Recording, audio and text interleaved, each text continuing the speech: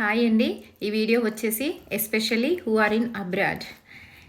ఇక్కడికి వచ్చిన తర్వాత అందరూ మనం చేతులతో తిన్నప్పుడు వింతగా చూస్తుంటారండి.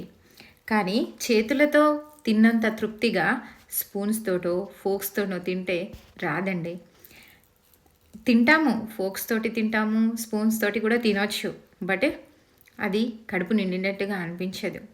ఎందుకంటే మన ఇండియన్స్ చిన్నప్పటి నుండి అమ్మ చేతితోటే తినిపిస్తుంది. ప్లస్ మనకు కూడా నేర్పించడం కూడా చేతులతోటి తినడమే నేర్పిస్తుంది. సో దానికి మనము అలవాటు పడిపోయాం.